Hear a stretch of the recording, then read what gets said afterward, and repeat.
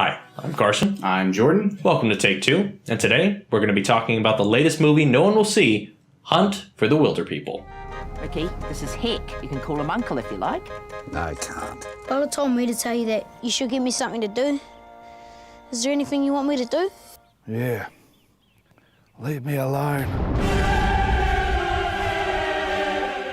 So the Hunt for the Wilderpeople follows a young little chubby punk who's essentially taken, he's been around, he's had to be sent to so many different families, he finally has one that sort of takes him in and he grows attached to them. Something happens to where it's just him and one of the people that sort of adopted him, and I don't want to spoil anything else. So I'm going to come right out and say it. This is my number one movie for 2016 so far.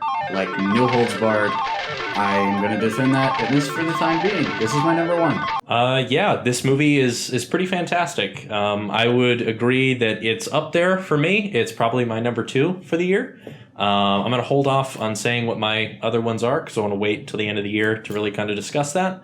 But yeah, this movie is fantastic. Very, very good. There are a lot of strengths that work for this movie, I think, in a lot of ways with both the directing and the performances, all the actors involved.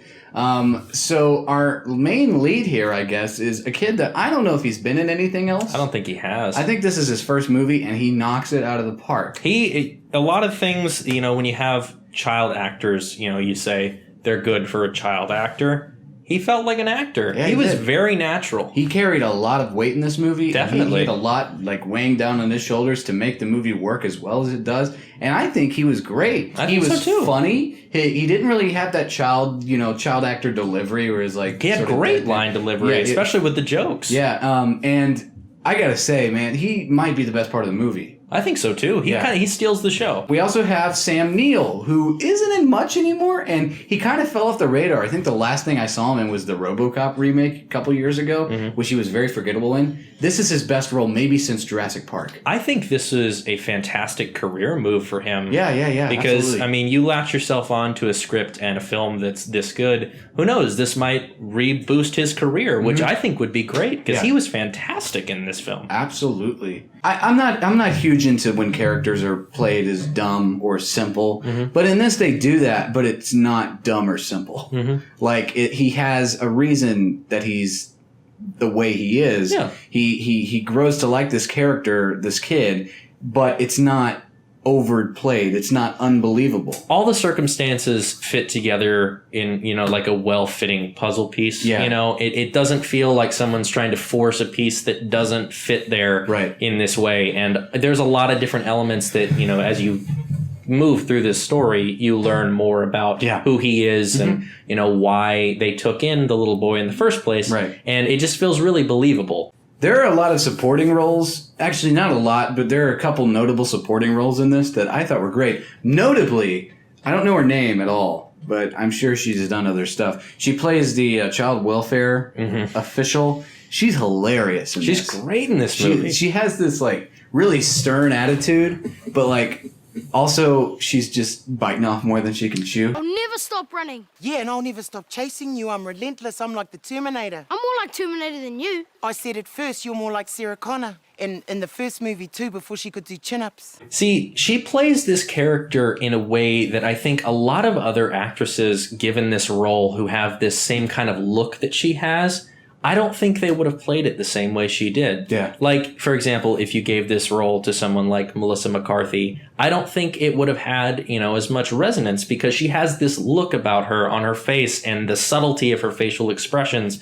She holds this character in a way that it's a ridiculous character, but it's grounded. Directing and writing falls on the shoulders of Taika Waititi, I think. Yeah. I'm not sure how to completely pronounce that, and I feel bad because I need to, because this guy is going to be around for a while.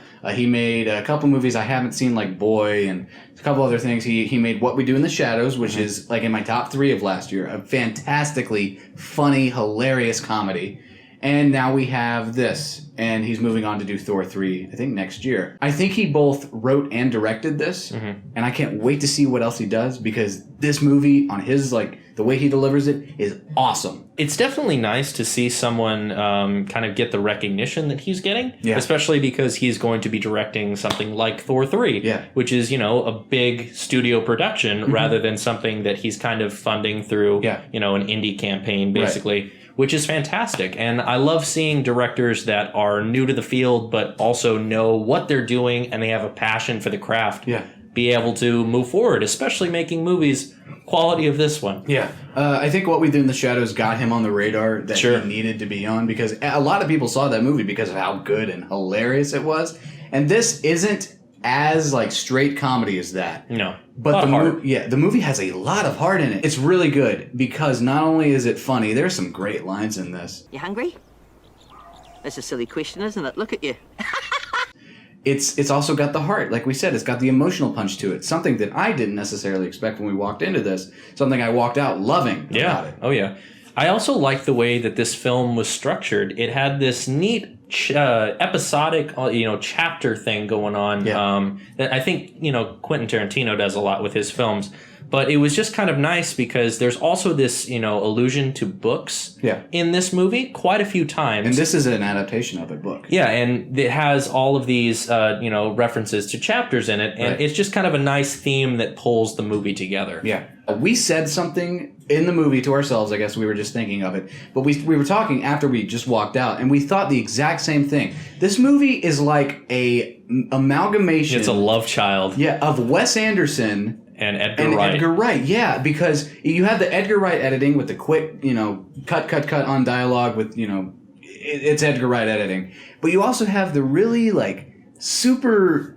It's flat looking, the cinematography. It's very flat, but it also has those weird zooms that Wes Anderson does. It's very symmetrical in a lot of shots. If you took some shots out of this and didn't tell me what movie it was from and who made it, I would think it was a Wes Anderson movie. Sure. I mean, the framing isn't exactly symmetrical, like Wes Anderson's is, but the style is definitely reminiscent, and you can tell that this sort of whimsical tone was definitely being copied off of something like that. And when we say this amalgamation is the case, we aren't saying it in a bad way because it still feels fresh. It does. It really does. Yeah, it's not...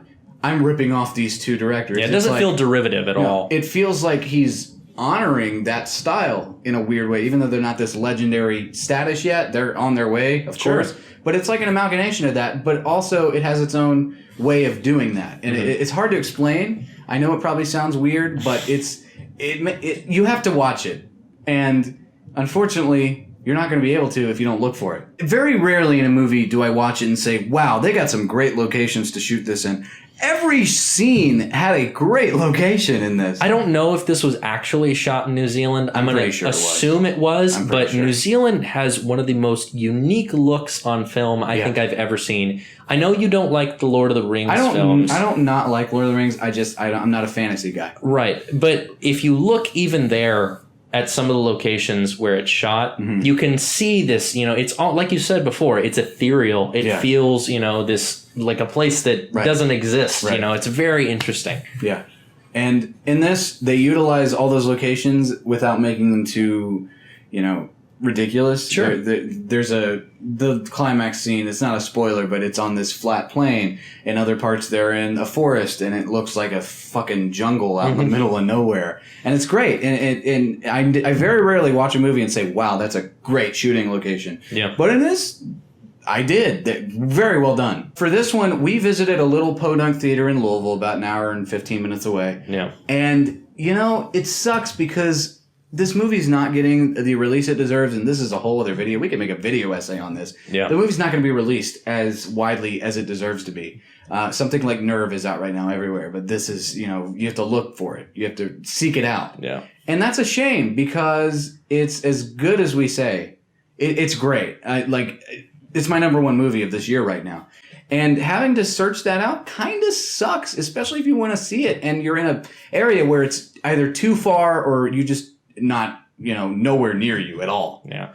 Another unfortunate thing is, we talked about this movie is not going to make that much money. And we drove all this way to go see this movie. And we get up to the ticket. ticket counter, and it was $4 to see this movie at this theater. Mm-hmm. And like, I wish I could have paid full price for this movie because I want to support it as much as I can. Yeah. Because, you know, you and I both know this is not going to do that well at the box office. It doesn't need to, though. You know, it doesn't have the budget of a huge blockbuster. Sure. But neither did Swiss Army Man. And Yeah. it's made some back, you know, had a much wider release than this. And it doesn't necessarily need those huge numbers, but at the same time, it really deserves them. Yeah. It's a great movie, and it's unfortunate that not a lot of people are probably going to see this. If we're seeking negatives for this film, if we're searching and really sniffing them out, You're grasping at straws. yeah, they're very minor for me. Maybe at one point I didn't like a character after liking them for a second, and then I was like, okay, am I supposed to like him or not? But at the end, it all resolved it. So it sort of just redacts that, you know, complaint that I have. The only thing that I could really see as people having a negative is there are some moments in the story where it's a little hard to follow where you're at and how much time has progressed in the story because it's not thoroughly explained. They're always in the same clothes. Right. So, I mean, and the kid also never like loses any weight, you know, so it's really kind of hard to gauge the time frame that these two characters have been in the situation they're in. Yeah.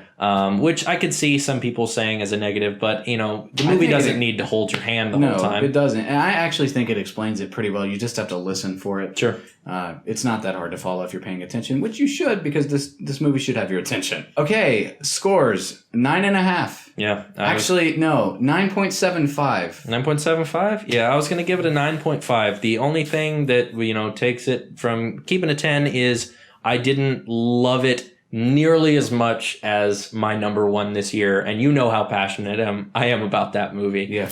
But yeah, it's a fantastic movie. Yeah. Please go see it if you can find it. If you can't, seek it out. seek it out. Even if you can't seek it out, you know, some people are way out there. They can't watch it at all.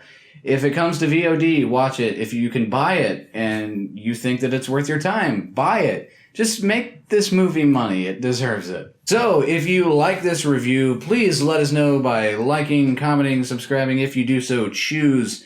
We get comments every couple days explaining things, discussing movies. They deserve to be talked about. I say that every single time, but you get the drift. This is a YouTube channel. That's what we do. Anyway, we're growing. It's nice to see. Thank you, anyone who's actually watching these over and over and over because they're, you know, it's nice to see that people care. The retention is nice. Yeah, it is. So, I think that's it. Yeah. Yeah. All right. We will see you next time. Bye.